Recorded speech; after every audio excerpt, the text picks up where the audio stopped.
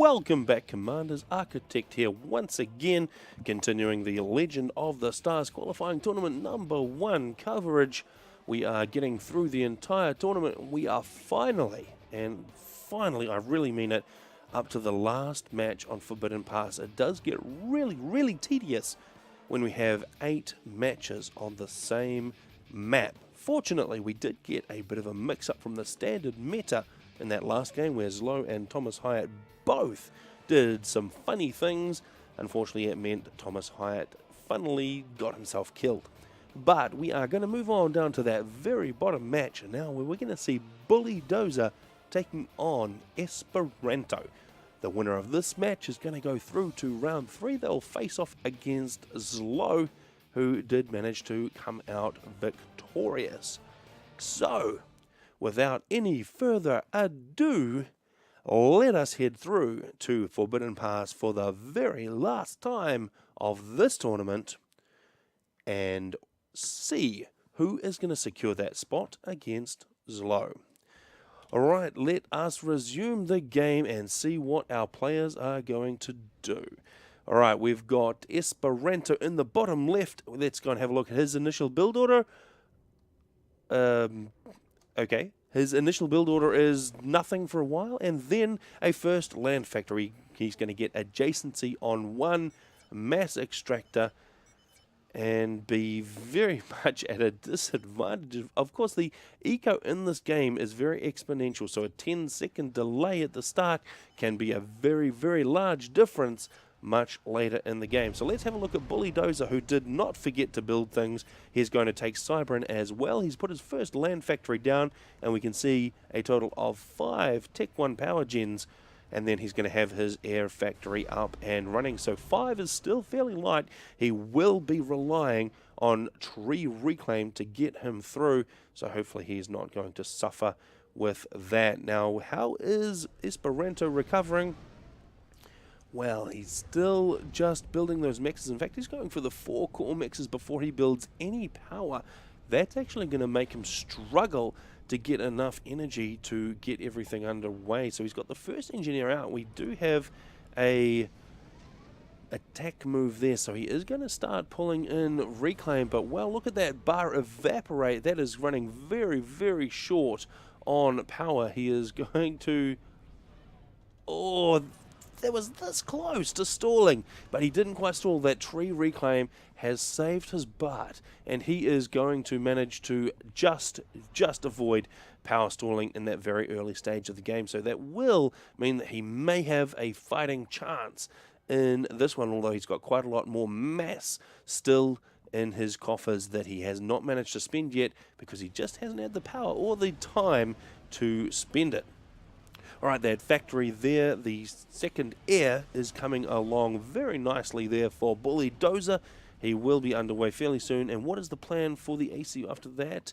I'm actually not seeing any movement plans, so I'm not quite sure yet whether we're going to see the standard meta where they head across to this part of the island for BullydozerNoob and this part for Espiranto, or whether we're going to get another mix-up like we just saw in Zlo's match.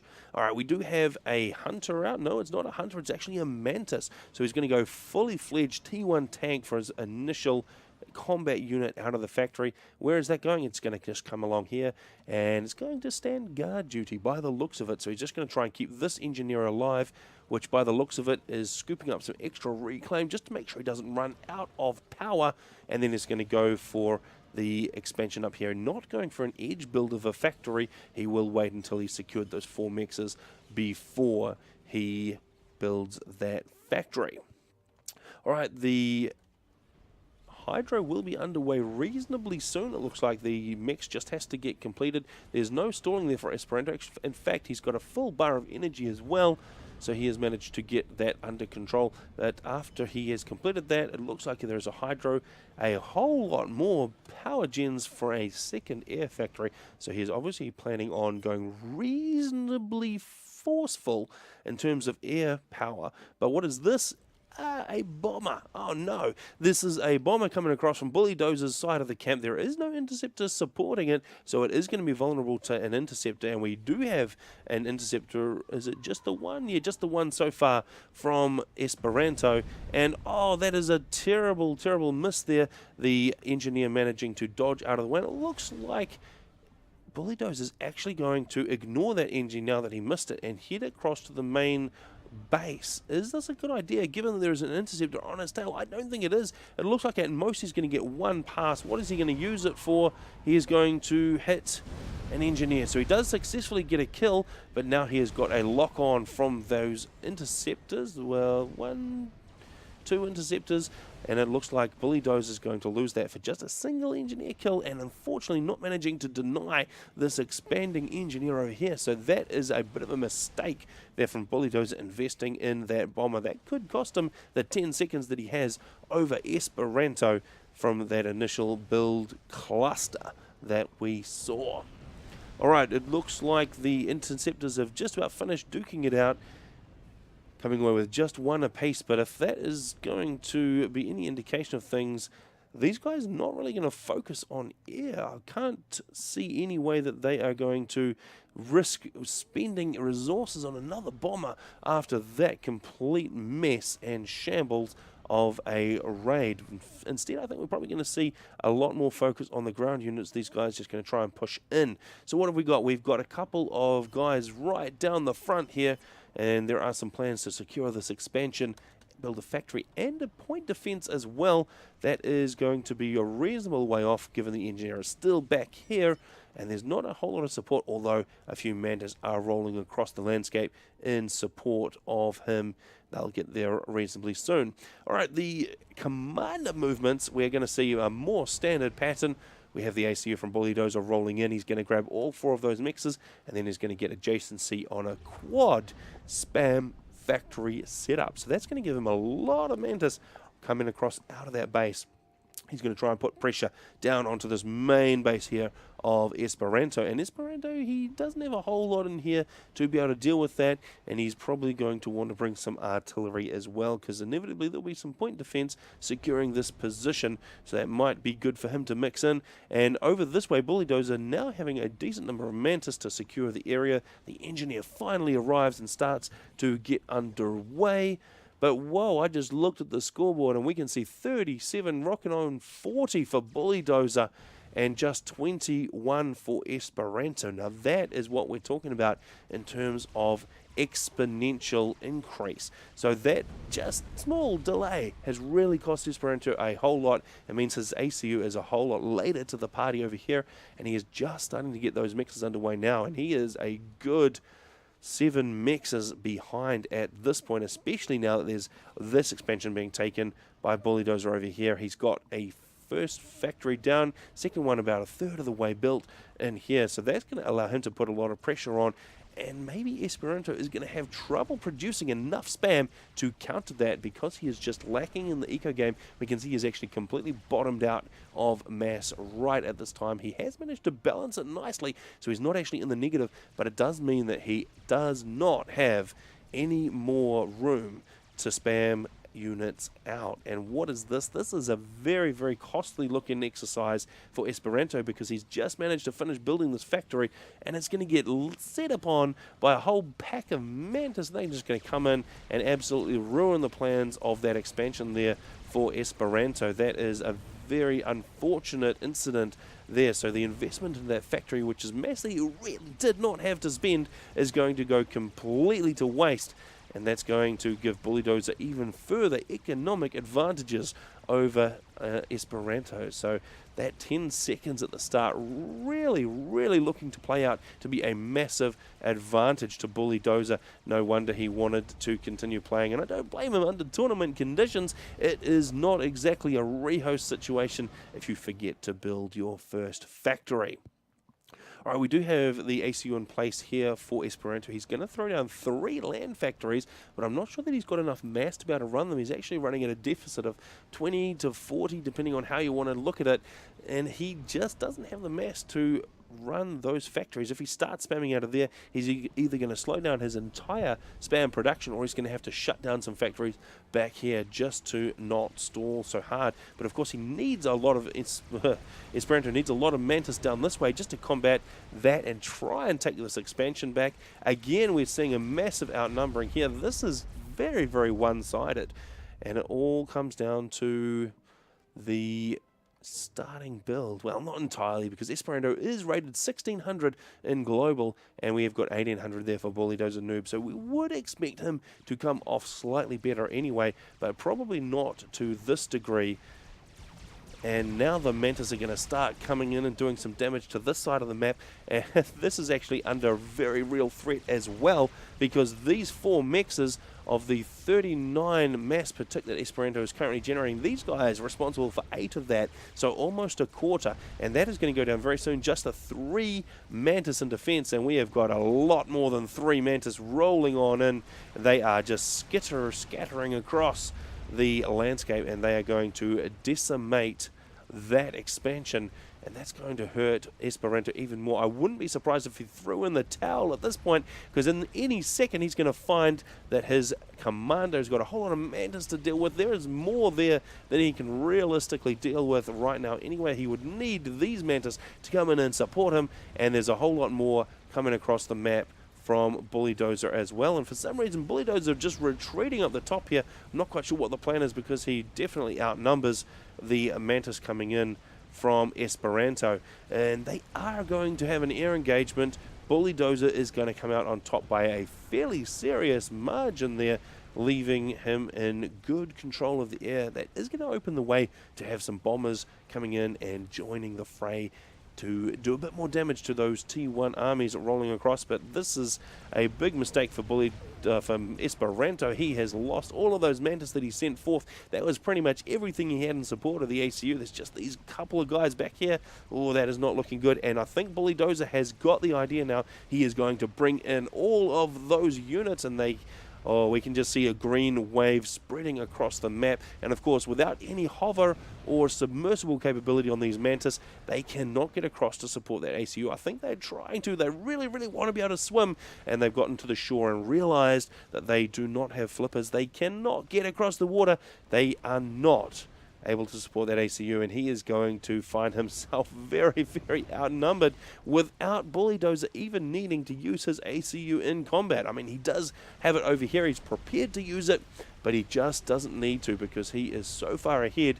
It is not funny, and we can see getting all wrapped up. It looks like Espiranto is going to make a dash for the water. He hasn't been wrapped up. His pathfinding has remained intact, and he is going to get in there, but I can't see any way out of there, because that expansion is going down. He is managing to finally rebuild this one. He got a transport in there with an engineer, so he is recovering that mass. But up here, wow, that has just been completely stolen by Bulldozer. He is now sitting on 63 mass per tick to 31 of Espiranto. That is a completely unrecoverable situation. The only hope left now for Espiranto is to be able to pull some kind of snipe out, and I don't know that we have that on the cards. What do we have? Do we have any tech to air? Well, it might be possible that he could make some Corsairs. It just doesn't have the mass to invest, though. He needs everything into spam right now, so the only possible way as if he was to get air back and make a few Corsairs and somehow be able to take out that ACU. But again, the ACU can just hide in the water. In fact, it looks like Bulldozer is realizing at this point the only way Espiranto can win is with a snipe, so he's just going to back up that ACU, make sure it is reasonably safe sitting beside this cloud of interceptors. That is going to be impossible for Espiranto to snipe. So that means Bulldozer is now just gearing up for the win. He does have superior numbers, I think, but he definitely has got advantage down the bottom here. So he is going to be able to roll all the way around. And what is the ACU doing? He's just crawling around the edge of the cliff here. I don't know what the plan is. What is it? It is to join the fight on this side. So he is probably going to go for ACU versus ACU. This is the side that he has the greatest even numbers on. In fact, he may, in some scenarios, end up with slightly superior numbers on the ground. So it looks like he's going to try and clear out the area and get a bit of control around this ACU, and then come in for an ACU versus ACU battle. And if he can have enough support with those Mantis, then he may just be able to pull it off. But we've even got some Jesters coming in, so Espiranto desperately trying to shoot that out of the sky. But look at this, all of the green Mantis coming in to do a lot more damage. Espiranto just managing to stay on top of his eco at the moment. If he focuses absolutely everything on this left-hand side of the map, which is what he's doing, you can see he has completely given up this. It is being overrun by green. So he's focusing everything he has on this side of the map. He's going to bring up that ACU. He's going to try and get ACU versus ACU combat and somehow try and at least get a draw. But that is not going to happen because Bulldozer has spotted what is going on. So he's just popped back right on the waterline there, so it's very, very easy for him to duck into the water and evade any incoming fire. Well, this is not going Espiranto's way. He is actually managing to clear up most of these ground units, but he is doing that at the sacrifice of this entire right-hand side of the map, and we can see his eco sitting static on 31, whereas Bulldozer is ranking up to 73, and he's just going to continue to climb with that. That is not going to work. The only way I think that he could really do this now is if he magically had enough resources to get the torpedo upgrade on the ACU, plus magically get the time to do the torpedo upgrade, and then he could follow Bulldozer into the water and use that to kill him. But I mean, Bulldozer's not going to hang around for that. That's not a really great strategy because it's going to not have enough room to work. The ACU can just pop out of the water pretty quickly. Even with the massive damage coming off the torpedo upgrade on the ACU, it's still not going to be enough. And of course the Mantis cannot follow. Even if he does duck the ACU into the water, the Mantis, they just have to sit on the beach, maybe try and work their way around, but that's completely blocked off on the left hand side there. There's no way that he can pull that off, and those Jesters just continuing to plink away at the HP on that, down to 5,000 hit points. He is already just about dead, and what is this? T2 for Bulldozer. I think the plan is to get a T2 upgrade and then throw down a couple of torpedo launchers, but he will... wow, he will not really have to worry about it, because look at that, down into the red, 1,500 HP by the time he gets into the water after being hit by those Jesters. Meanwhile, all the green Mantis have come in to secure the area once again, so Espiranto completely cut off from any kind of support, and so we can see now a torpedo upgrade. Espiranto, I think he probably wants to shut off absolutely everything, so he needs to pause all of these factories, but he still needs them to try and secure the area against this assault there. If he can shut enough down to get that upgrade completed, and he's actually doing a very good job of balancing the mass, sitting on just -3 right now, but still taking absolutely forever to get that torpedo upgrade. This is just absolutely going in slow motion. Both of these guys in a race, with Bulldozer trying to get T2. Actually, he's paused, so he's not even participating in the race.